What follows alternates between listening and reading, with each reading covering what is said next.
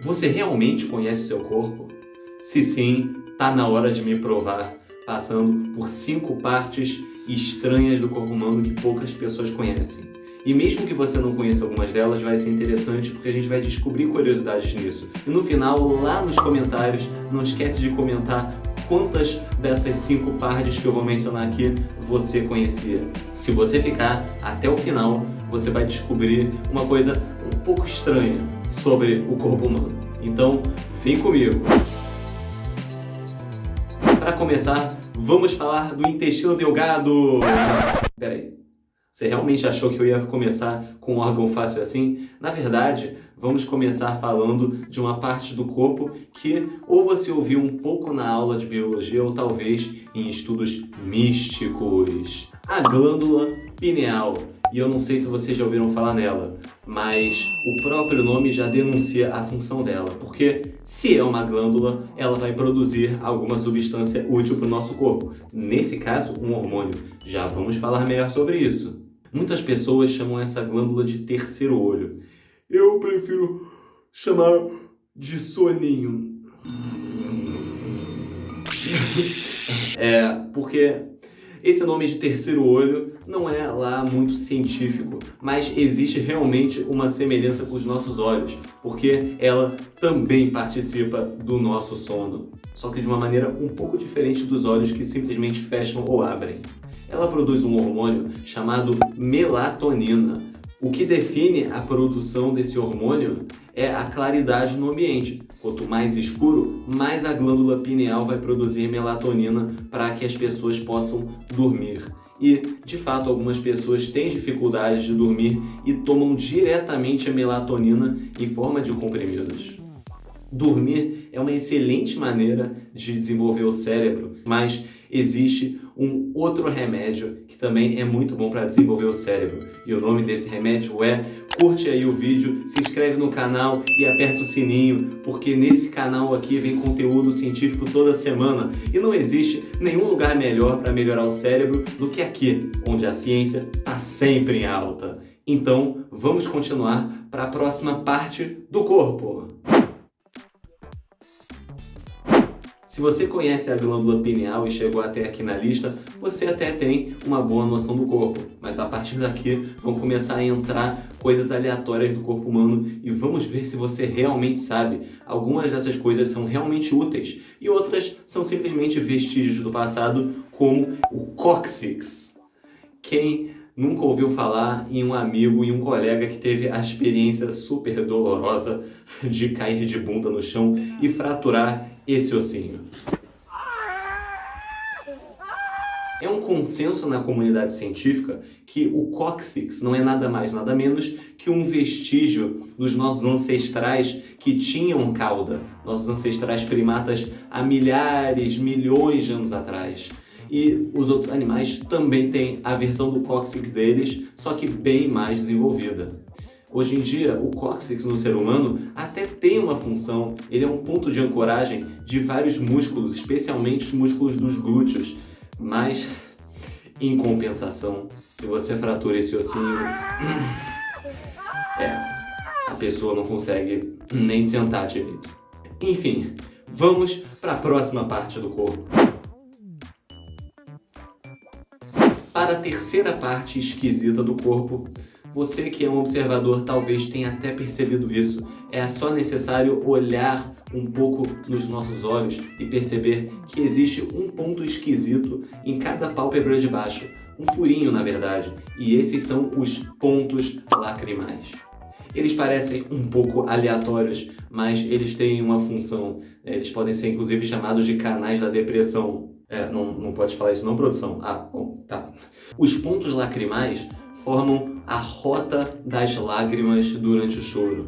E eu imagino que muitos de nós já tivemos a experiência de chorar e começar a fungar com meleca, começar a fazer no meio do choro. E isso acontece porque uma parte das lágrimas que não sai por aqui no olho entra pelos pontos lacrimais e acaba dentro do nariz e se misturando à meleca que está lá dentro.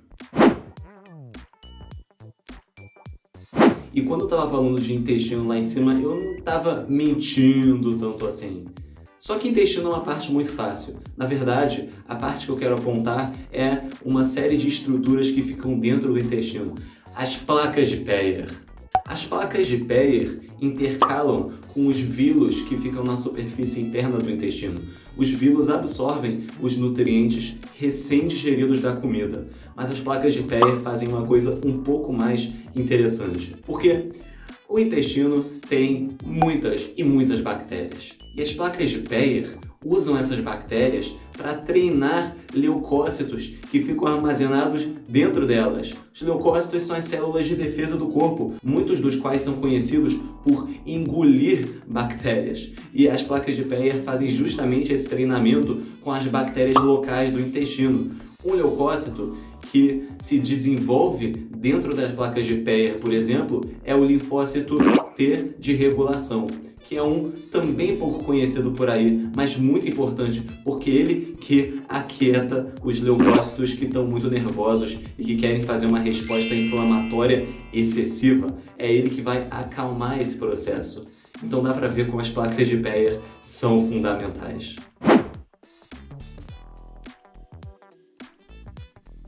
Pronto para a parte 5? Porque eu não tô. Antes disso, vamos mencionar umas menções honrosas que não entraram infelizmente nessa lista. Por exemplo, o apêndice, aquela estrutura do intestino grosso que não tem praticamente nenhum propósito, outro vestígio da evolução. Ou também aqueles algodões que as pessoas estranhavam, aquela meleca que fica em cima dos rins. O que é aquilo? E são as suprarrenais, adrenais, órgãos completamente separados dos rins que produzem hormônios para o corpo. E, por último, para finalizar essa listinha de menções honrosas, temos os nervos, especificamente o nervo ciático, o maior nervo do corpo humano, que vai da bacia mais ou menos até o final da perna. É bem longo para o nervo. E agora, sem mais delongas, vamos para o quinto órgão. Olha, eu devo admitir, se você conhece esse último órgão, você é brabo. Você já se perguntou o que tem exatamente entre os órgãos que ficam dentro da barriga, do tórax? Porque na aula de biologia nós observamos os sistemas individualmente, o sistema digestivo, urinário, o sistema nervoso, mas muita gente nem se toca de que esses sistemas têm que ficar presos nas suas posições dentro do corpo. Então, existe alguma coisa que segura eles? E aqui vem a resposta para a sua pergunta, que é a parte 5 estranha do corpo. Sim, é o mesentério. Confuso, né? Eu vou explicar um pouco melhor sobre ele. O mesentério é formado por duas camadas de peritônio. Caramba, isso não ajudou muito não. E existem diversas funções para o mesentério. A principal é manter o intestino delgado naquele enrolamento que todos nós conhecemos. E existem secundárias, como por exemplo, armazenar gordura, dar suporte a vasos sanguíneos que nutrem diversos órgãos, como o intestino delgado, e também dar suporte aos nervos que ali ficam, porque ninguém vive sem nervos. Mas para você que ficou até o final, agora vem a surpresinha, a coisa estranha do corpo humano. E o órgão que vem aqui é o útero masculino. Produção, vocês estão brincando comigo, né? Realmente, os homens têm quase que um útero. Mais ou menos, eu vou explicar melhor o que eu quero dizer. Durante o desenvolvimento do embrião dentro da barriga da mãe, todos começamos, na verdade, sendo mulheres. Eu sei que isso é chocante. E os tecidos que geram o útero começam já a ser formados, até que algumas semanas depois, o sexo do bebê é determinado. E caso o bebê seja do sexo masculino, esse útero começa a diminuir e diminuir de tamanho. Só que ele não some. Ele fica na uretra. A uretra é aquele tubo que liga a bexiga até o meio externo e que libera a urina. E existe uma pequena saliência na uretra que fica perto da bexiga e que forma um caminho sem um final, de 6 milímetros de comprimento mais ou menos. É uma região que não tem exatamente um grande propósito para nós homens. E ela existe simplesmente como o testamento de que um dia todos nós fomos mulheres. E é isso, galera. Eu espero que vocês tenham gostado do vídeo. Não esqueçam de conferir esses aqui em cima e eu encontro vocês neles. Fui!